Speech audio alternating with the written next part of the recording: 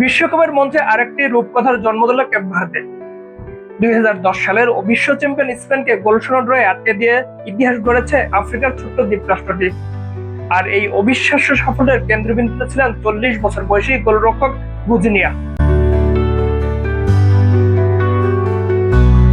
ম্যাচের শুরু থেকে আক্রমণের পর আক্রমণ চালিয়েছে স্পেন। পেদ্রি, নিকো উইলিয়ামস ও লামিন ইয়ামালদের একের পর এক প্রচেষ্টা রুখে দেন কেপ ভার্দের অভিজ্ঞ গোলরক্ষক বুজিনিয়া। বল দখল, পাসিং এবং সুযোগ তৈরিতে স্পষ্ট আধিপত্য ছিল স্পেনের, কিন্তু গোলের দেখা পায়নি তারা, কারণ কেপ ভার্দের শেষ প্রহরী সেদিন হয়ে উঠেছিলেন অদম্য এক দেয়াল। বুজিনিয়ার অসাধারণ নৈপুণ্যে শেষ পর্যন্ত গোলশূন্য ড্র নিয়ে মাঠ ছাড়ে কেপ ভার্দে। বিশ্বকাপের ইতিহাসে এটি দেশটির সবচেয়ে স্মরণীয় ফলগুলোর একটি। জনসংখ্যার বিচারে বিশ্বকাপের দ্বিতীয় ক্ষুদ্রতম দেশ এদিন রুখে দিয়েছে ফুটবল বিশ্বের অন্যতম শক্তিশালী দলকে।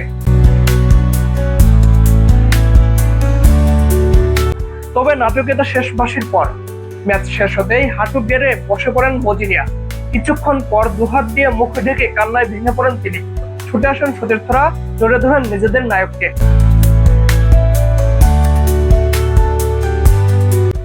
ম্যাচের পর কেঁদেছিলাম, কারণ ছোট্টবেলায় আমি আমার দাদা দাদির কাছে বড় হয়েছি, কিন্তু আজ তারা এখানে থাকতে পারেননি। কয়েক বছর আগে তারা মারা গেছেন। আমার মাও এখানে থাকতে পারেননি।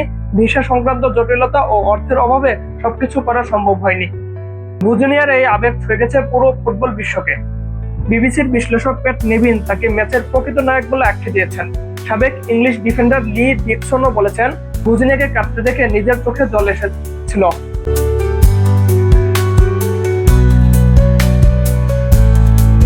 স্পেনের জন্য এটি 2 পয়েন্ট হারানোর হতাশা, আর কেপ ভার্দের জন্য 1 পয়েন্ট জয়, যেন এক ঐতিহাসিক বিজয়। বিশ্বকাপের মঞ্চে ছোট দেশটির বড় স্বপ্নকে বাস্তবে রূপ দেওয়ার নায়ক এখন একটাই, নাম বুজিনিয়া। আরমান মুকুল, মেট্রো নিউজ।